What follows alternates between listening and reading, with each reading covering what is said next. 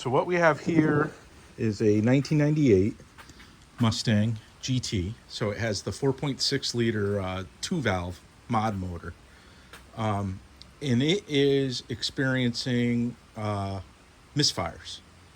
And the misfire is tied to one specific cylinder. So it's actually cylinder number 4, which is the one closest to the firewall on the passenger side.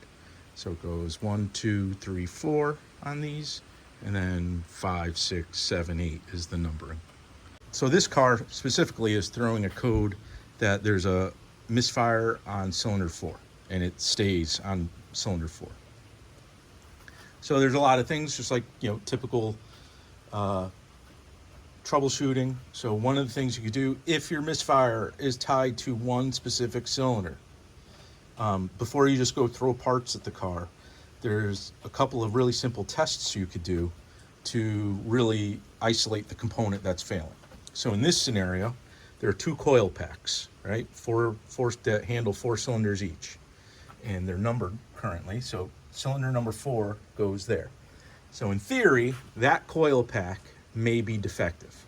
So one simple test, because both coil packs are identical, is to swap them. So just uninstall them, put that one there, run the car again, and if the coil pack is defective, that misfire would move to cylinder 1, right? But if the misfire stays at cylinder 4, it's not the coil packs. The other thing you could do, the other suspect component could be the wires. Change the wire that's at cylinder 4 with another one that's a similar length, and same thing. See if the misfire moves to wherever you put that wire. If it stays at cylinder 4, it's not the wire. You could do the same thing with the spark plugs. Take that plug out of 4, put it somewhere else, put the other one back there, see if the misfire moves. You could do it with the fuel injector. There's a simple way, really simple way to just kind of systematically troubleshoot, isolate each component that typically fails in that scenario, so you're not just throwing parts at it. So we went through that whole process on this car, and the misfire stays at cylinder 4. So what does that mean? Probably the most notorious issue with these engines is related to the intake manifold. The intake manifolds on these were plastic. Okay. The thermostat housing, which is at the front of the manifold, is aluminum. You can see the aluminum there. But the rest of the manifold is, in fact, plastic. The other design aspect of these is the location of the spark plugs. So these are the spark plug wires up top. So the spark plugs are basically right between the fuel injectors. Let me make sure you can see that, so you can see them, right? So they're not in the traditional, V8, pushrod V8 location where they're between the exhaust ports, between the headers on this side of the head, on the bottom side of the head. They're on the top side of the head, basically right next, in between the runners of the intake manifold, right between the injectors. Why is this significant? When we pulled the plug on cylinder 4, there was a bunch of coolant in there. It was wet with coolant. Now in a traditional V8 or pushrod V8, if you pull the plug and find coolant on it, that's a problem. Probably failed head gasket, because you have coolant basically leaking into the cylinder cavities. On these, it's not that, or it may not be that dramatic of an issue. Okay. What's common with these is that these intake manifolds fail. They either crack, or they warp, or the gaskets that seal them to the top of the head fail. Here is a replacement intake manifold. I'll show you what's going on.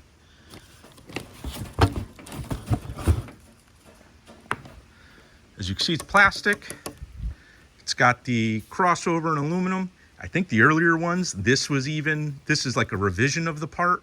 earlier ones, only this section was aluminum. This was still plastic. But what's important to see is when you flip it up, one of the gaskets fell in. And you look at the gaskets, right? So the orange gaskets, this one's in the box down here. The orange gaskets are for the intake, where the intake runners go. But you notice the blue gaskets in the corners? Those are the coolant passages, okay? So, if you notice this coolant passage, this is where the heater hose is. Guess what goes right here in this recess? The spark plug to cylinder number 4. So I can almost guarantee either that gasket failed or there's a crack somewhere in the intake and coolant is coming out of this passage and getting into that spark plug well, causing the misfire. So we are going to replace the intake manifold. But just food for thought, if you have one of these and your misfire is especially tied to one of the corner plugs, so 4, 1, 5, it's right near a coolant passage. So check your spark plug. If your spark plug has coolant or in or around it, you know what it is. These manifolds can leak anywhere else and still cause a misfire. So again, if you have one of these and you go through the components and the misfire seems to not move with as you move around and troubleshoot the coils, the plugs, the wires, there's a chance it's your intake manifold.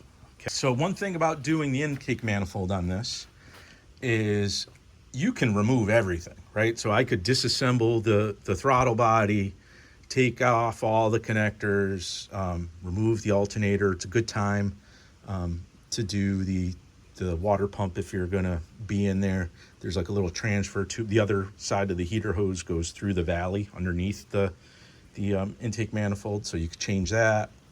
But I'm not gonna do, what I'm gonna do is the bare minimum to swap my intake manifold off. So instead of disassembling everything off the throttle body, I'm going to undo the throttle body, undo a couple of the key connectors, and take the entire assembly and basically flop it over onto this fender well here. Same thing with the fuel rails. I'm not gonna pull all the injectors out and do everything. I'm just gonna unbolt the rails and pop them off as entire units with the wiring harness that goes back to that guy right there. I'm gonna try to even do this without moving the alternator. Not that the alternator is a big deal. There's like 2 bolts on a bracket on top and then 2 bolts underneath. But in order to remove it, you have to, undo the tension on the belt. I'm gonna see if I can just do it without removing it. So we're gonna start real quick by taking off the negative terminal, the battery. So I undid the air filter, 2 clips here. Trying to think what else is gonna have to vacuum line. It's gonna have to stay.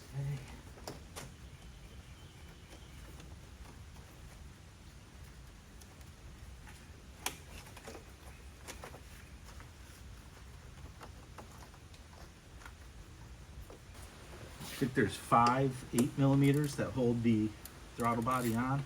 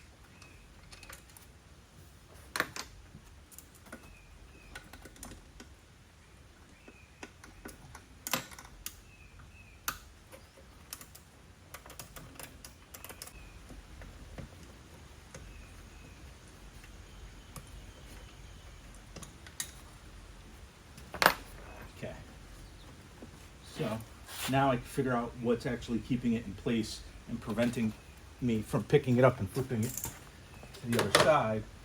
One of the things I can see is the PCV, I think. You got that big fitting that I'll undo in a little bit.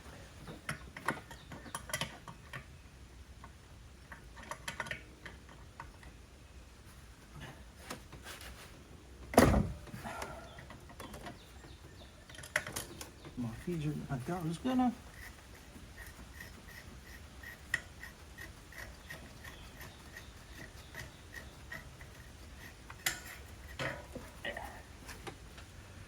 So.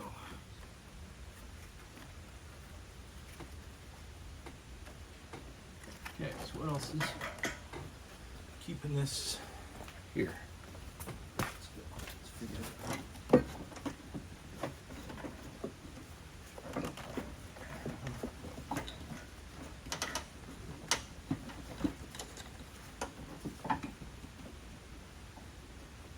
With it.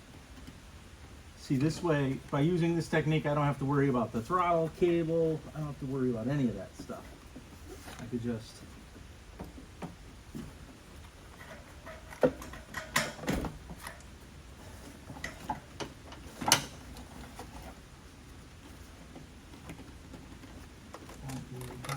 this is holding you on.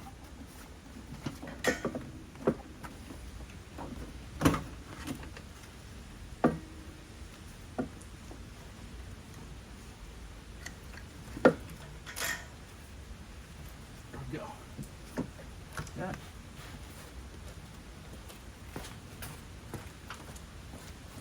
So throttle body is off. This does not look good. This hose is all cut. Afraid I'm gonna replace that. So throttle body's off with basically doing the bare minimum to get it off. Now it's really the fuel rails. Fuel rails just have two bolts. Then there's all this harness assembly.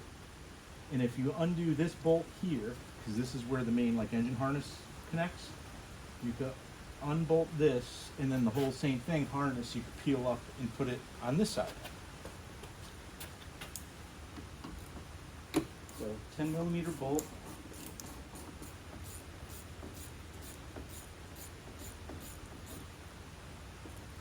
And there's the wiring harness disconnected. Oh, the other thing that's got to come off is this is the heater hose.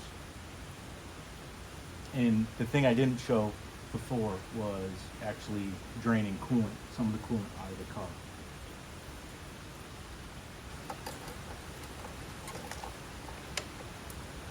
I'm just exposing, there's little plastic studs that kind of locate the harness that are sitting on top of the bolts that actually hold the fuel rails in.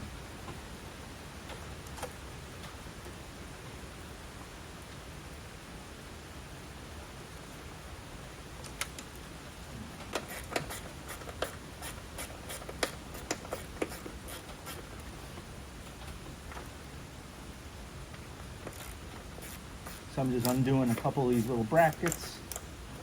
So there's just a little bracket in the back here.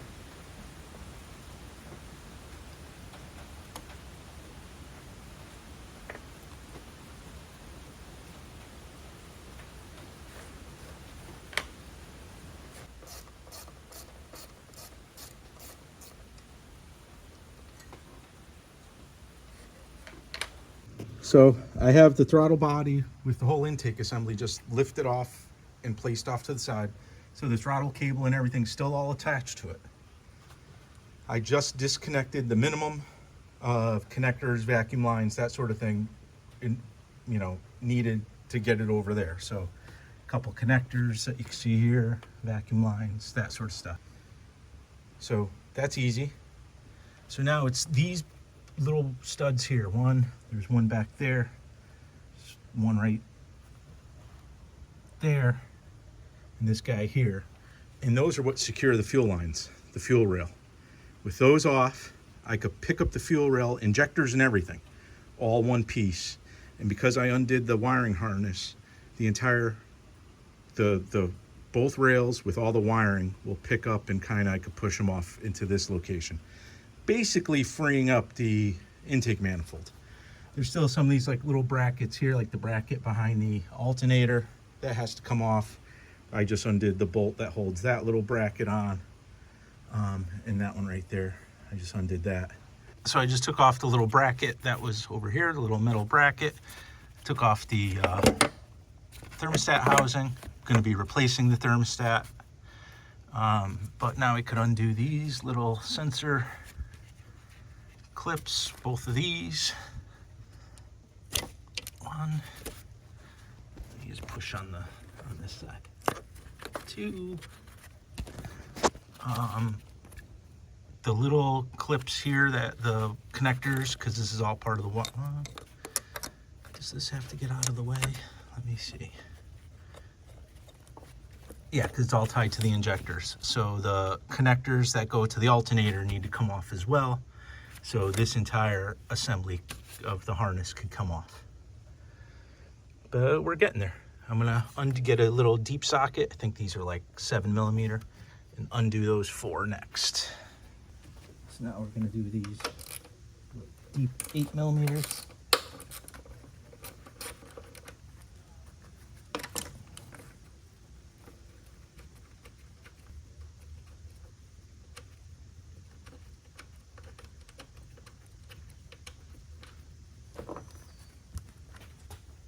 Like the one in the back.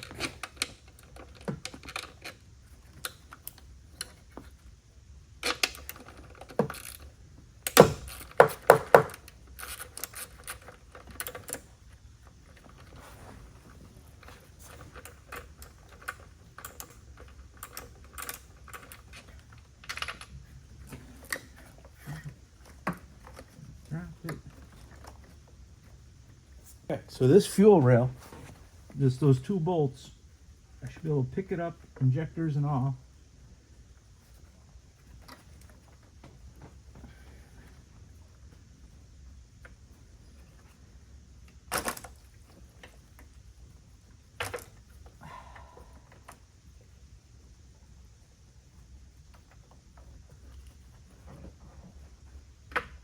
So some of the 2 of the injectors stayed in the intake. So when I do it next time on that side, I'm gonna pull, make sure I keep all the injectors connected.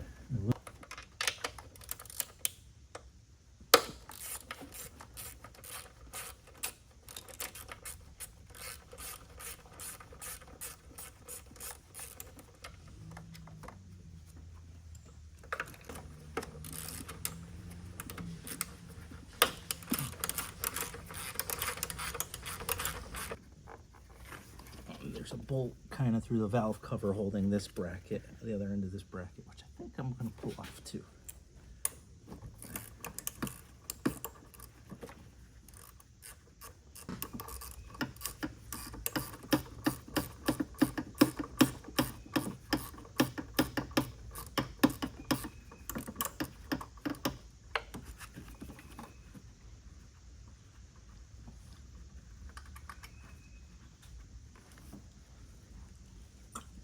There.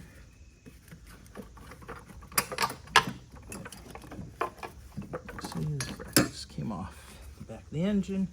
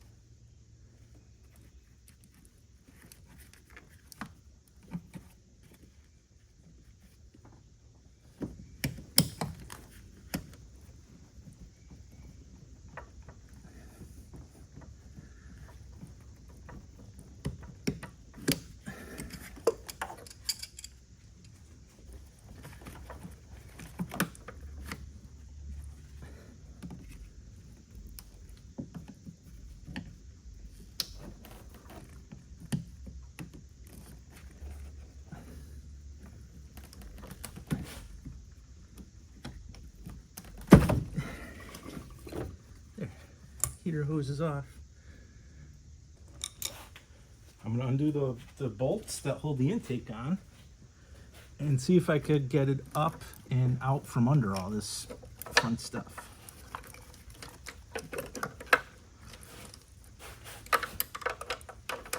10 millimeters. I think it's 8 or 9 of them. I think it's 8 plus the one right here.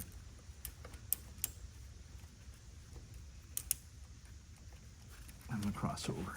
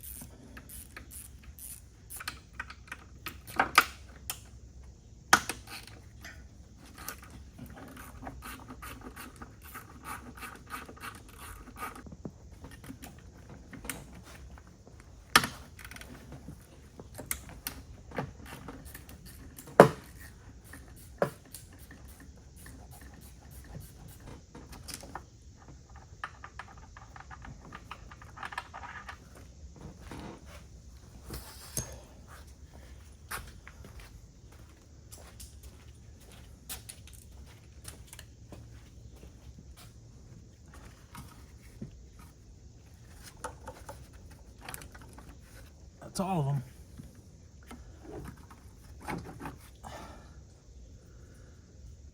Okay, now that I have everything loose and unbolted, I'm going to try to pick the intake manifold up and slide it out under like a couple of these cross members and stuff like that. Let's see if I can get it out like that. So here we go. Up. Probably not because it's so deep right here. Probably not going to work.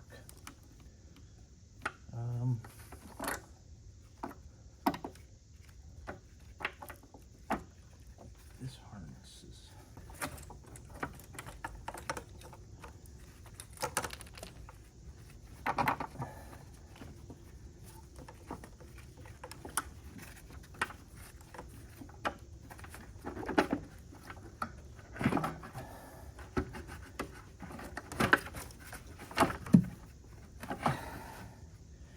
So it would have been easier without the alternator there.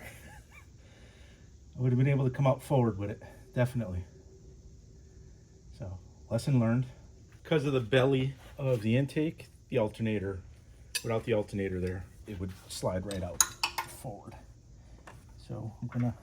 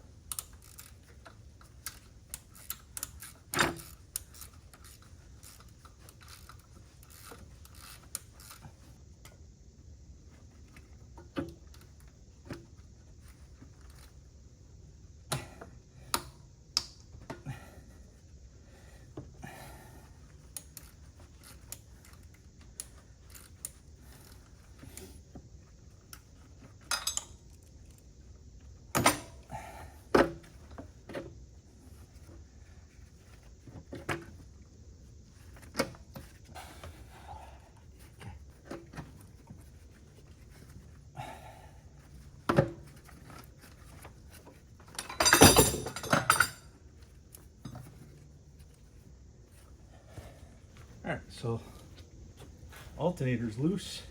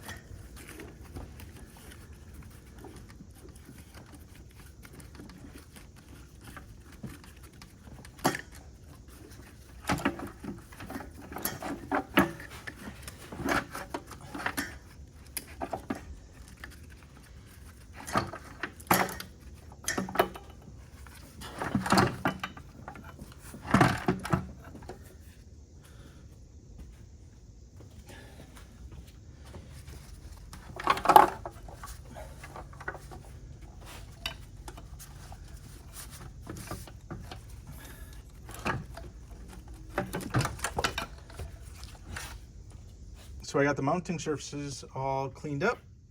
So now I'm gonna slide the other intake, basically wiggle it back under the rail and under the little bit of harness and try to get it seated in place without losing any of the gaskets that are pressed into it, right? I don't want these to fall out or, fall out and kind of lose their location while I'm doing it.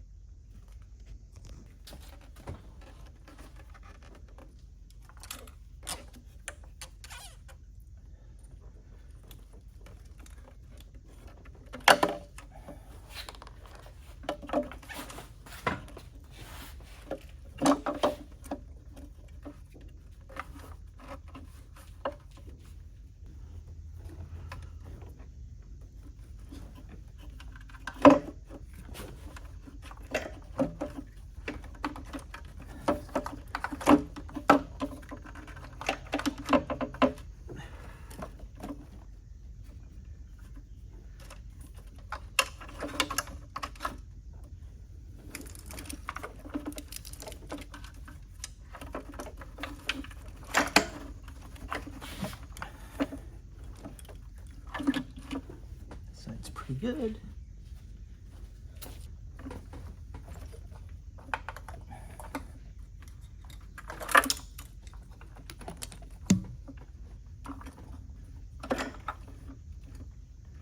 Just make sure all the gaskets are still in place. Nothing's moved.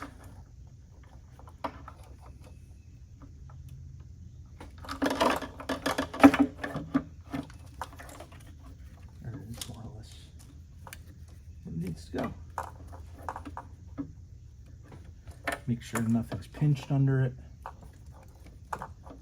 Okay. So you can see that these clips, the connectors, you want everything out from underneath. There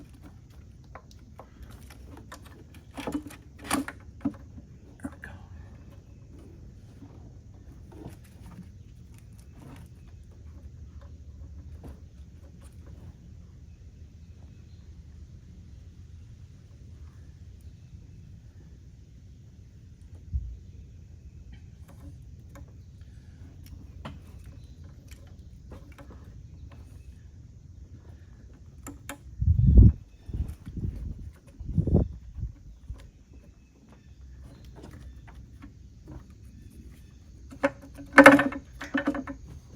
Okay, it's in location.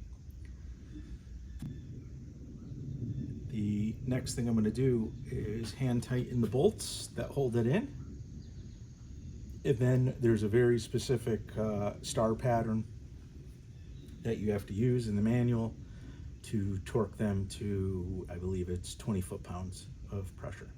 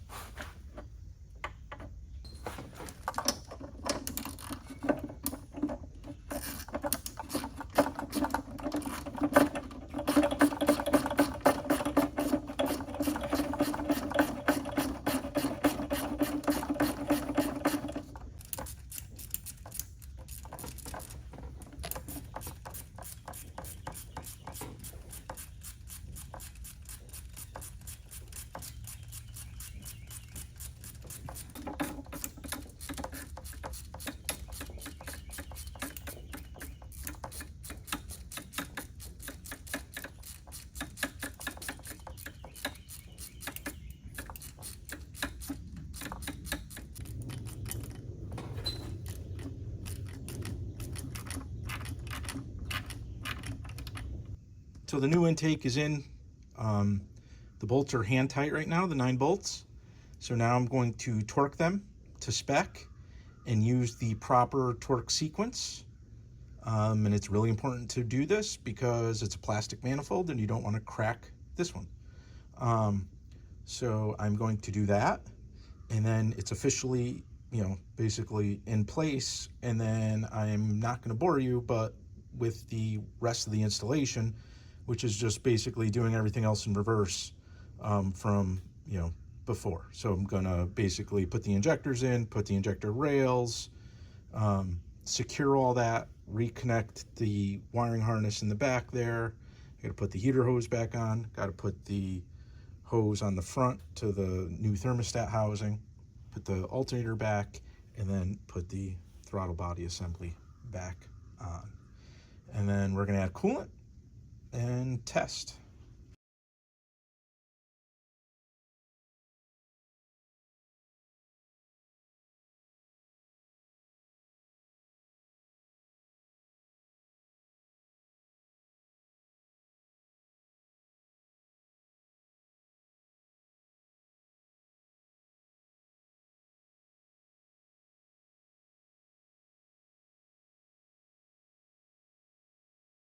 So basically buttoned everything up in the reverse order. Torqued the intake manifold down. Then I installed the fuel rails, and then I flopped the whole throttle body assembly back over. Reattached the alternator, clip mixture, all the connectors, the EGR, everything is connected. All the hoses, there's nothing missing. Put everything right back to the OEM locations because there was a lot of things kind of just sitting on like these studs for location. So it is back. I only have 2 more things to do, which is I have to put the belt back on. So just get a wrench inside the tensioner there, get it to relax, put the belt on, and then top it off with coolant, and then we can start it. It's actually a pretty easy job. A little tedious because of everything that you have to get out of the way and move, and it doesn't really want to move a whole lot. But I had no issues with the bolts, everything, all the fasteners in and out, no issues. I'm